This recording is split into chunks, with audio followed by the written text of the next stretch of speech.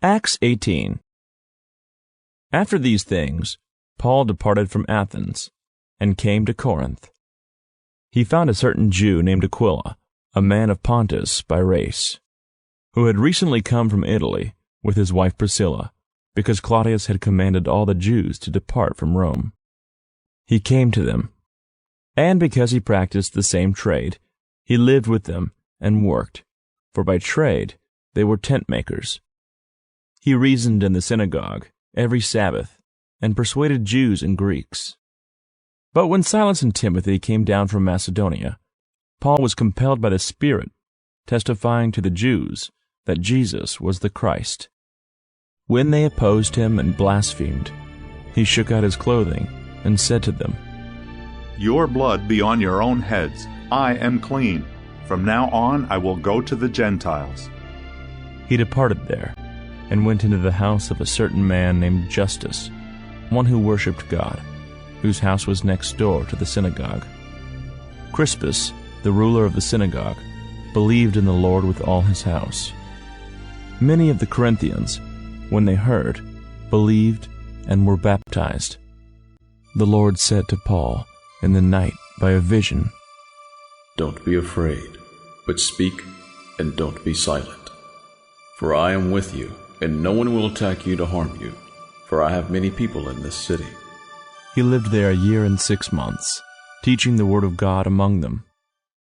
But when Gallio was proconsul of Achaia, the Jews with one accord rose up against Paul, and brought him before the judgment seat, saying, "This man persuades men to worship God contrary to the law."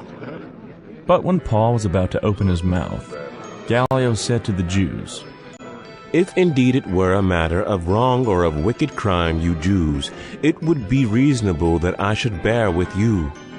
But if they are questions about words and names in your own law, look to it yourselves, for I don't want to be a judge of these matters." He drove them from the judgment seat. Then all the Greeks laid hold on Sosthenes, the ruler of the synagogue, and beat him before the judgment seat.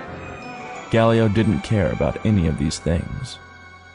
Paul, having stayed after this many more days, took his leave of the brothers, and sailed from there for Syria, together with Priscilla and Aquila. He shaved his head in Cenchrea, for he had a vow. He came to Ephesus, and he left them there. But he himself entered into the synagogue, and reasoned with the Jews. When they asked him to stay with them a longer time, he declined.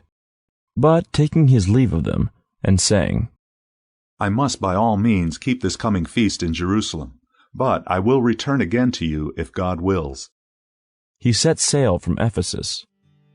When he had landed at Caesarea, he went up and greeted the assembly, and went down to Antioch. Having spent some time there, he departed, and went through the region of Galatia and Phrygia, in order, establishing all the disciples. Now a certain Jew named Apollos, an Alexandrian by race, an eloquent man, came to Ephesus. He was mighty in the Scriptures. This man had been instructed in the way of the Lord, and being fervent in spirit, he spoke and taught accurately the things concerning Jesus, although he knew only the baptism of John.